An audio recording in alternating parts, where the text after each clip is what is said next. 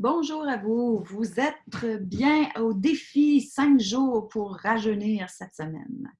Alors, bienvenue. Je m'appelle Catherine Langevin-Cusson et je suis votre hôte, votre facilitatrice pour cette démarche qui se veut d'abord et avant tout ludique. Le jour 2, alors je vais faire le partage. Si vous n'avez toujours pas downloadé le guide, allez-y, ne vous gênez pas, sur Podia à la maison, le guide Rajeunir cette semaine. Alors, voici le défi 5 jours. Hier, c'était le jour 1. Nous avons travaillé sur l'air. Nous avons appris à augmenter la facilité, en tout cas, d'augmenter la notion de paix en soi. Nous avons pu observer notre mental et nous nous sommes engagés à respirer davantage. Le jour 2, nous allons discuter d'abord de la terre, l'importance de la terre. Ensuite, nous allons cultiver, apprendre les trucs pour cultiver la gratitude.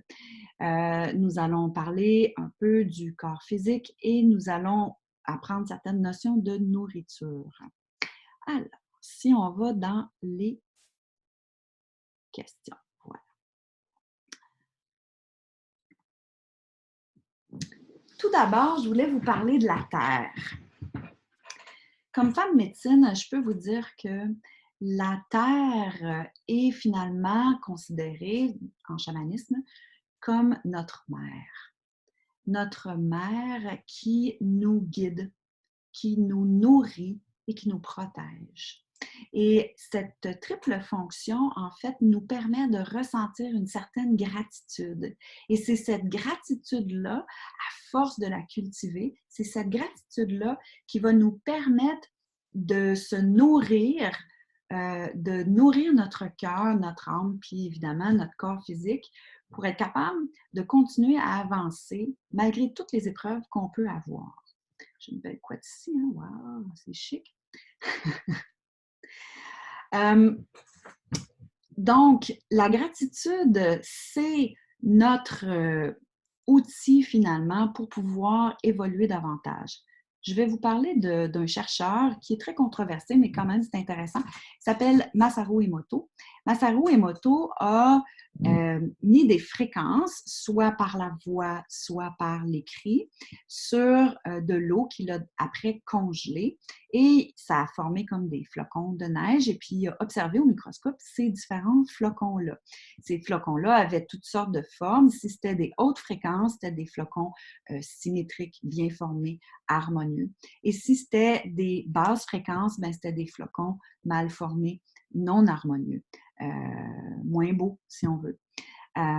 Alors, les flocons qui étaient formés avec la fréquence de la gratitude, c'était dans le flocon qui était le plus développé, le plus harmonieux, avec le plus de détails, même plus que l'amour. Et c'est là où, quand j'ai vu ces résultats-là, même si c'est controversé, j'ai quand même trouvé ça intéressant parce que je me suis dit, OK, ça veut dire que la gratitude est vraiment une très haute fréquence et à partir de laquelle on peut réellement se nourrir. Si vous ressentez de la gratitude à chaque fois que vous mangez, si vous ressentez de la gratitude à chaque fois que vous respirez, si vous ressentez de la gratitude à chaque fois que vous posez un pied sur le sol et que vous avancez, c'est comme si votre journée devient une grande prière. C'est ce qu'on appelle rendre grâce. Je rends grâce.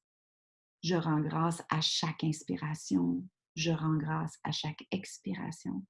Et à ce moment-là, on ne peut faire autrement qu'être en grâce énergétiquement. Qu'est-ce que ça fait qu'être en grâce énergétiquement dans le plan physique? Eh bien, ça nous inspire à avancer. Pourquoi? Bien, parce que c'est le fun. Donc, on est en haute fréquence et comme je vous expliquais hier, lorsqu'on est en haute fréquence, le cerveau fonctionne mieux. C'est pas moi qui dis ça, là. C'est vraiment, il y a eu une recherche qui a été faite en 2018, c'est quand même récent. Ça s'appelle How Enlightenment Changes Your Brain. Et cette étude-là démontre que le cerveau fonctionne beaucoup mieux lorsque les gens sont constamment en haute fréquence. Donc, c'est ce que les chercheurs appelaient l'illumination ou l'éveil. C'est en anglais, fait que ça se traduit, ils parlent plutôt d'éveil pour ceux qui font une différence entre les deux états. Alors, la Terre est donc là pour nous faire voir plein d'éléments de beauté, de générosité, de guide, d'enseignement, et à partir duquel on peut recevoir et pratiquer la gratitude. Cette gratitude-là va nous servir à nous nourrir à plein de niveaux, incluant physique, parce que et si chaque plante ou même chaque animal que vous mettiez dans votre bouche, et si à chaque fois, cet animal-là vous offrait ou vous offrait sa vie, ou vous offrait sa vie même de végétal ou de poisson. Si on voit ça de cette façon-là, qu'est-ce que ça va faire? C'est que ça nous permet de manger avec conscience. Si vous mangez avec conscience, vous allez comprendre que le corps physique nécessairement a besoin de verre.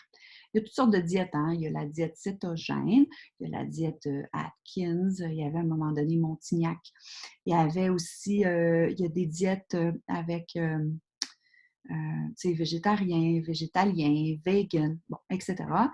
Le mode de vie alimentaire va correspondre surtout à votre culture ou à vos croyances. Moi, je ne suis pas là pour faire la promotion de l'un ou de l'autre, plus je vous conseille plutôt d'aller voir une diététicienne, chacun son métier. Mais il y a une chose, par contre, sur laquelle tout le monde s'entend, c'est qu'on a besoin de manger du verre.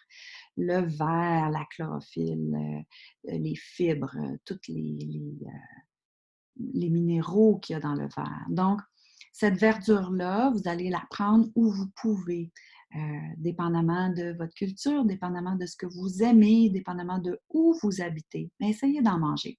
Et si vous n'y arrivez pas parce que vous n'aimez pas ça, bien, mettez ça dans un smoothie ou faites-vous des jus. Tout est OK. Trouvez une façon. Vous pouvez le faire. Et cette verdure-là va vous permettre de nourrir le corps physique.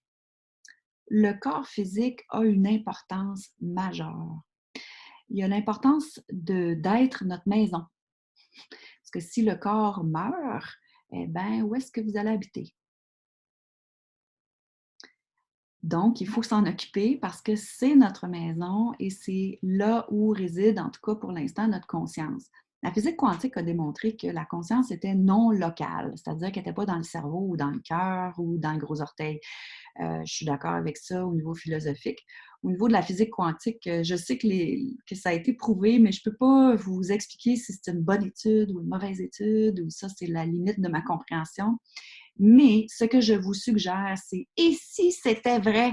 Et si la conscience était partout, mais que pour des raisons évolutives ou je ne sais trop, on a décidé de placer notre point d'ancrage de conscience au niveau du corps physique. Peut-être que c'est parce que le corps physique a aussi à nous apprendre quelque chose.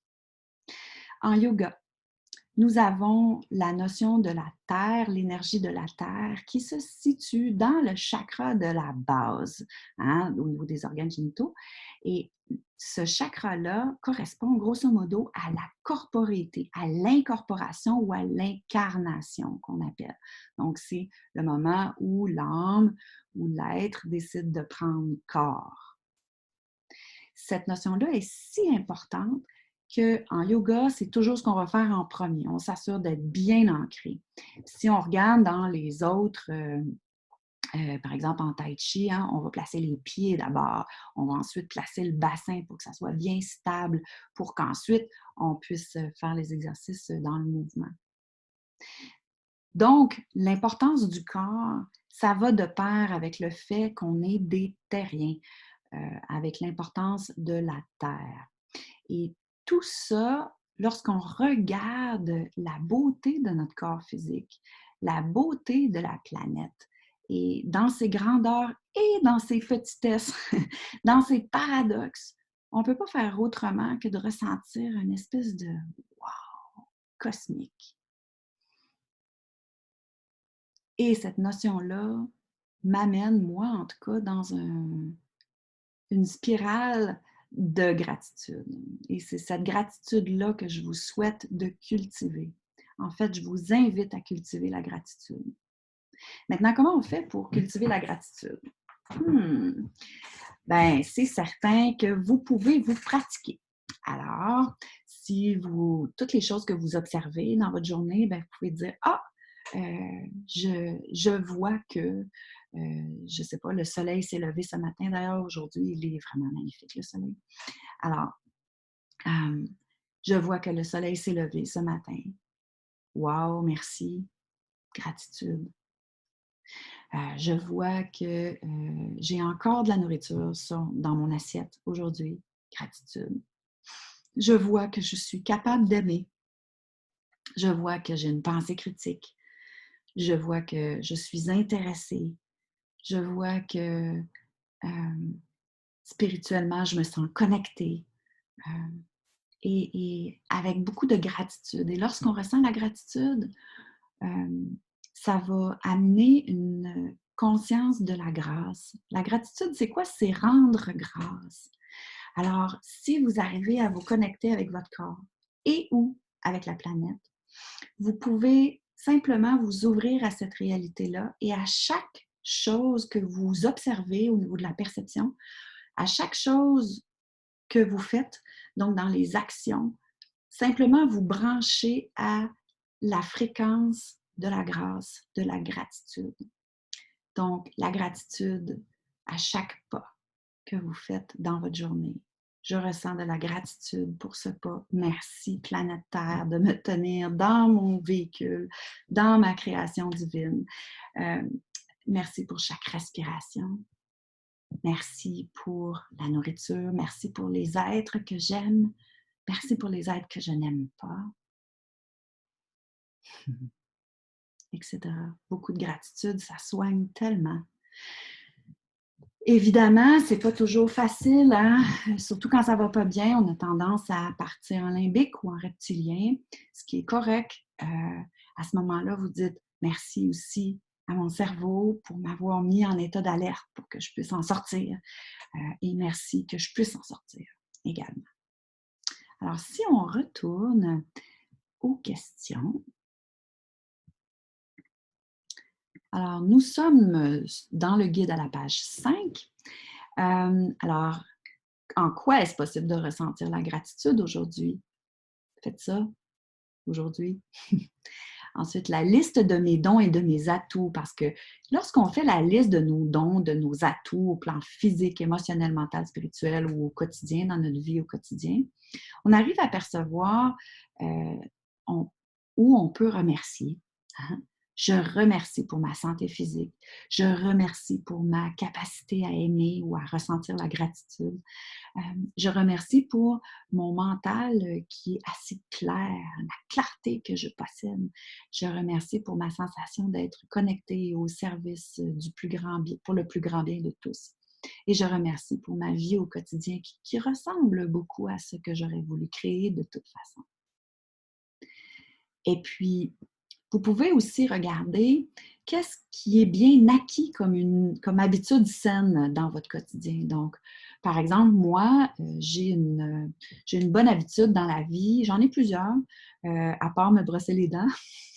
J'ai la bonne habitude d'aller prendre des marches. J'y vais à pas mal tous les jours. C'est rare que je saute une journée. S'il fait vraiment mauvais ou si c'est glacé, j'y vais pas, mais sinon, j'y vais. Et pour moi, ça fait partie des super bonnes habitudes de vie qu'on peut avoir. Alors ça, je pense que ça serait quelque chose que j'écrirais. Maintenant, vous, qu'est-ce que vous voulez écrire comme bonne habitude de vie saine que vous maîtrisez? C'est-à-dire que vous faites régulièrement. Se brosser les dents, prendre sa douche, faire de l'exercice, bien manger, bien respirer, etc. Et le fait de voir vos habitudes comme ça va vous permettre aussi de percevoir la gratitude que vous pouvez avoir. Ce qui est encore plus difficile, c'est d'avoir de la gratitude pour les endroits qui sont incohérents, pour nos ennemis, pour les endroits plus sombres. Et donc, je vous invite aussi à répondre à la question numéro 8. Cette question-là, c'est « Est-ce que je suis en cohérence avec ce que j'ai envie de créer comme vie? » C'est la même question qu'hier. Sauf que là, on regarde nos atouts. Hein? Et là, on regarde où est-ce que je suis en cohérence, où est-ce que je suis moins. Et essayez de ressentir également de la gratitude pour les endroits où vous l'êtes moins en cohérence, lorsque ça ne fait pas sens. Hein? Et c'est ces endroits-là qui vous montrent les choses à travailler. Ayez de la gratitude pour cette noirceur aussi. Et lorsque vous avez de la gratitude, eh bien, qu'est-ce qui va se passer? C'est que la noirceur vient de recevoir de la lumière. Alors, si je résume pour aujourd'hui, je vous invite à manger vert le plus possible. Donc, essayez d'en avoir à chaque repas. Si vous n'aimez pas trop ça, ben mettez ça dans un smoothie ou un jus. C'est très bon. Vous allez trouver votre recette, mais faites-vous un plan pour au moins essayer ça aujourd'hui. Ensuite, trouvez-vous des trucs pour cultiver la gratitude. La gratitude, c'est un peu comme l'essence. C'est une essence, c'est comme du gaz qu'on met dans la voiture. C'est du gaz qui nous permet d'avancer, de continuer à avancer, malgré toutes les vicissitudes de la vie, les points faibles, les points difficiles, les épreuves. Et à travers tout ça, si vous arrivez à ressentir de la gratitude, vous avez déjà gagné la partie. Vous êtes déjà en train de rajeunir. Parce qu'on ne peut pas être en gratitude et être plusseux comme ça. Vous allez nécessairement être en ouverture. Alors, je vous souhaite le meilleur. On se revoit demain.